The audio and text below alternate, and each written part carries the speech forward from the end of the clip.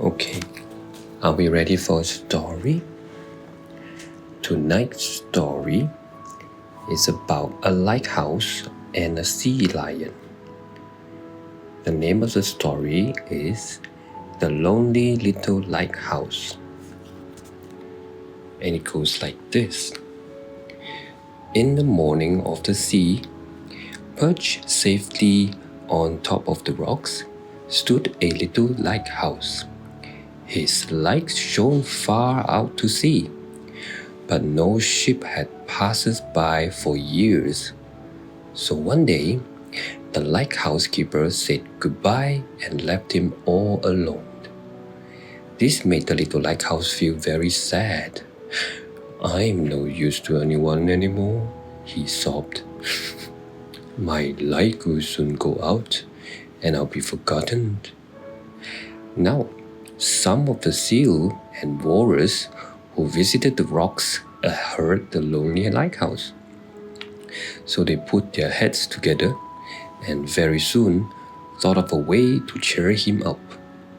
We can take it in turns to be the lighthouse keeper and work the light, suggested the biggest walrus. The little lighthouse liked the sound of this and began to brighten up right away. So every night, when the darkness falls over the sea, the little lighthouse shines his light. Then the dolphins, the seals, and the walrus, sometimes even a couple of whales, come out to play. Everyone had a wonderful time, especially the little lighthouse. His light shine in dark like a stars, ding ding, and he's never lonely.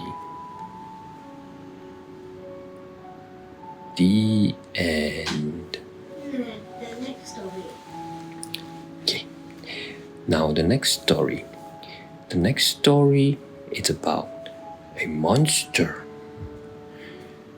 And the name of the story is Jolly Monster's Birthday. And the story goes like this. It was Jolly Monster's birthday, and he was giving a great big birthday party. All his monster friends had been invited, and Jolly Monster was hoping for some very large presents. But what he wanted most of all was a big surprise. That afternoon, when the Jolly Monster's friends arrived for tea, each one was carrying a great big box. Jolly Monster could hardly wait to open it. Oh boy. In the first box was an enormous pair of trainers with red laces. I could run a marathon in these, chuckled Jolly Monster. When he opened the next box, he found a t-shirt, not quite the right size. But most of his friends had brought useful things, like a huge pair of socks, gigantic gloves, but he received a hat that was far too small. Some brought games and large balloons that could be seen from far away.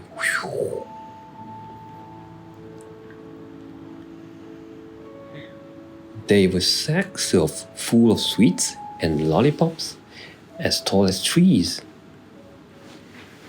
All of a sudden, someone yelled, "Hide your eyes, Jolly Monsters. Here comes the big surprise." Oh boy. Speeding across the lawn came a lorry load down with, what do you think? The biggest blown up castle you have ever seen. Just perfect for Jolly Monster and his friends to be bounced up and down all day. Boing, boing, boing, boing, boing.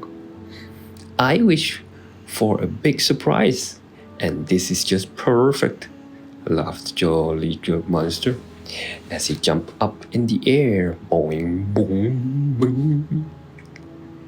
The end. The next story. Alright. Here comes the last story of the day. What page is kind of gone? Page 54. And the story is about a boy.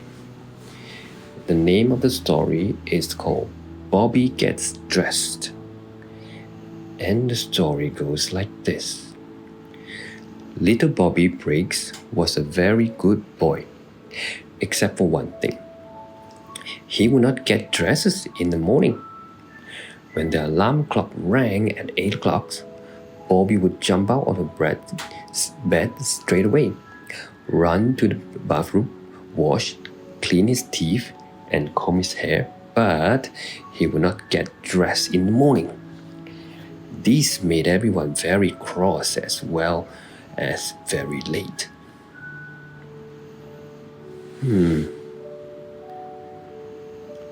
One day, his sister Susie thought of a good idea.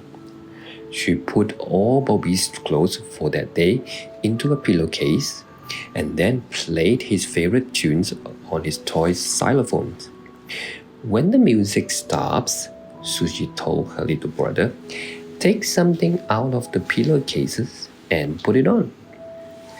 Bobby thought this was a great game and couldn't wait to join in. Oh yeah. First, he took out his hat, and when the music stopped again, he put on the socks. Next came his sweater, then another socks, then pants and a shirt, and very soon he was dressed to go out. What a good idea, Sister Susie. Are you going to play this game with Bobby every time he go out? The end. Okay, turn it off fan. Alright. Okay. Good night, baby. Good night, everybody. Good night. But there's only two person. Shh.